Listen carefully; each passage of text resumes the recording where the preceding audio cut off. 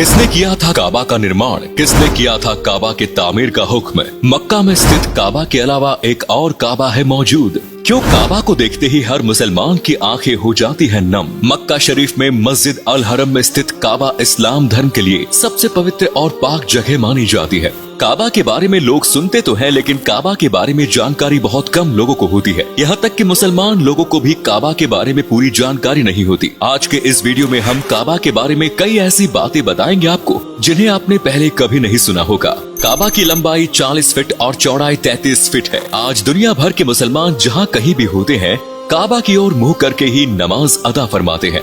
हर रोज हजारों की संख्या में मुसलमान काबा का तवाफ करते हैं, यानी इसके चारों ओर परिक्रमा लगाते हैं। और रमजान के महीने के दौरान तवाफ करने वालों की संख्या 25 लाख से भी अधिक पहुंच जाती है। बहुत से लोग मानते हैं कि हजरत इब्राहिम और उनके बेटे इस्माइल ने काबा की तामीर की थी, लेकिन काबा की सबसे पहली तामीर दुनिया के पहले इंसान हजरत आदम अलैहिस्सलाम द्वारा की गई थी। अल्लाह के हुक्म से ही हजरत आदम ने काबा का निर्माण किया था, लेकिन कुदरत की मार के साथ काबा का मूल ढांचा नष्ट हो गया, जिसके बाद आज से लगभग 4000 साल पहले हजरत इब्राहिम और उनके बेटे इस्माइल ने दोबारा काबा का निर्माण किया। लेकिन इसके बाद भी अनेकों सुल्तानों और अलग अलग राजवंशों ने काबा के ढांचे में बदलाव किए और इसे अपने मुताबिक बनाया। आज जो काबा हम देखते हैं वो सन 1996 में तैयार किया गया था। कहा जाता है काबा का ढांचा बहुत मजबूती के साथ बनाया गया था और आने वाले सैकड़ों सालों तक भी इसे किसी प्रकार का नुकसान नहीं पहुंचेगा। हजरत पैगंबर मोहम्मद के समय तक काबा में कोई भी मुसलमान प्रवेश कर सकता था। इसे आम जनता के लिए हफ्ते में 2 बार खोला जाता था, लेकिन आज मुसलमानों की बहुत बड़ी भीड़ के कारण काबा का दरवाजा पूरे साल में सिर्फ 2 मर्तबा ही खोला जाता है और केवल वीआईपी मेहमान या खास शख्सियतों को ही काबा में प्रवेश करने दिया जाता है। कई लोग सोचते हैं कि काबा की चाबी सऊदी अरब की सरकार के पास रहती है, लेकिन असल में इसकी चाबी शैबा परिवार के पास है। और चाहे दुनिया की कितनी भी बड़ी शख्सियत क्यों न हो, काबा में प्रवेश करने से पहले उसे इस परिवार की अनुमति लेनी पड़ती है। कयामत तक ये चाबी शैबा परिवार के साथ ही सलामत रखी रहेगी। काबा में पहले 2 दरवाजे हुआ करते थे और एक खिड़की भी बनी हुई थी, लेकिन सन 1979 में काबा का एक दरवाजा और खिड़की को बंद कर दिया गया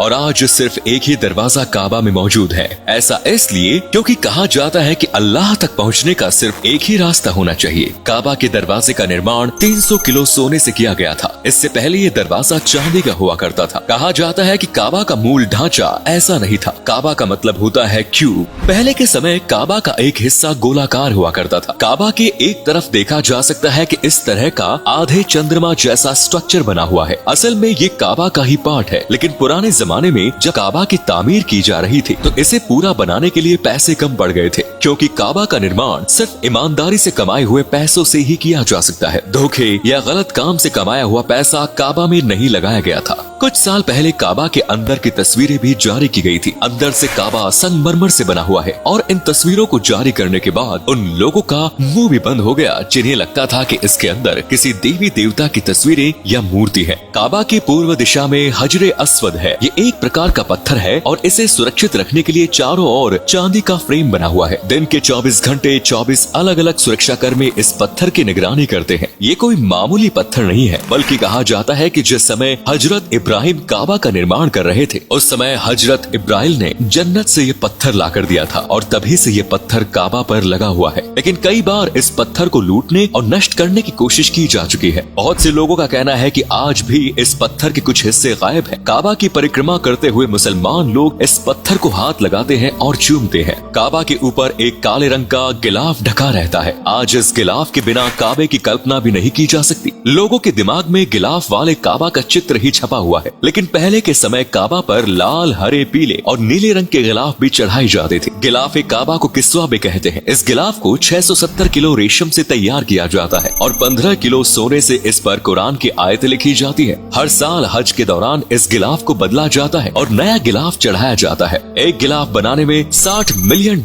का खर्च आता है। कहा जाता है कि मक्का के काबा के अलावा एक काबा जन्नत में भी है जो ठीक इस काबे के ऊपर है। जन्नत में बने काबे को बैतुल मामूर कहते हैं। हर रोज 70,000 से अधिक फरिश्ते बैतुल मामूर का तवाफ करते हैं और एक बार तवाफ करने के बाद कयामत तक दोबारा किसी फरिश्ता का नंबर नहीं आएगा, जिससे पता चलता है कि जन्नत में फरिश्तों की संख्या कितनी अधिक है।